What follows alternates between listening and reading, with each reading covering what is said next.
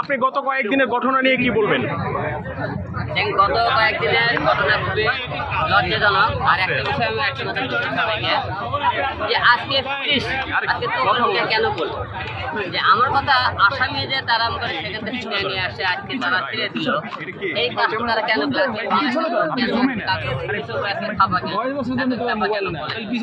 আর আপনারা সবাই জানেন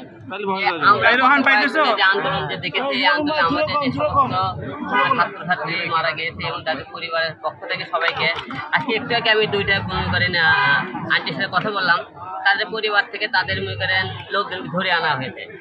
এই যে প্রতিদিন মনে করেন ছাত্রছাত্রী যে আমাদের সাধারণ মানুষ ধরে আনা হয়েছে, এই লোকগুলো তারা কোথায় যাইতেছে তার সন্ধান পাইছে সবাই বলছে ডিবি অফিসে। আর ডিবি অফিসে প্রতিটা আসামি কেন আনা হয়? এটা তো জেলখানা না। আপনি ডিবি অফিসে আনা হয় কি কারণে? তাদের জিজ্ঞাসাবাদ করে তাদেরকে ছেড়ে দেওয়া হবে। কিন্তু ডিবি অফিসে তারা জিজ্ঞাসাবাদ না করে তাদেরকে আটকে রাখছে। এই যে মনে করেন আজকে তাদেরকে মনে করেন সবাই ভাতের হোটেলে একটা রিপোর্ট দেখেন তাদেরকে খাওয়াইতেছে কেন রে ভাই?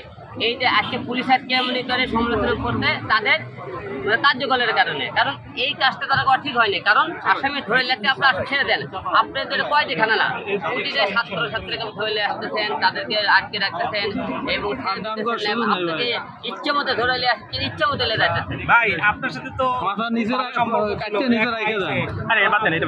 আচ্ছা, এই যে এখন অন্যরা কিন্তু বলছে যে ছাত্রদের যে আন্দোলন সেই আন্দোলন চালিয়ে যাবে, তারা সাথে থাকবে, আপনার জায়গা থেকে আপনি কি করবেন?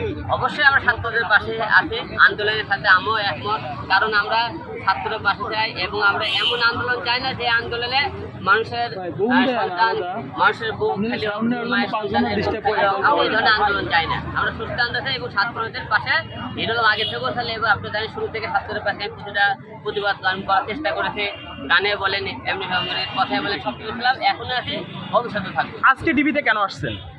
আজকে ডিবিতে অন্য একটা পার্সোনাল কাজে এসেছিলাম, তারপরে এখানে আমার ছাত্রদের এখানে তেমন করে ঠিক আছে।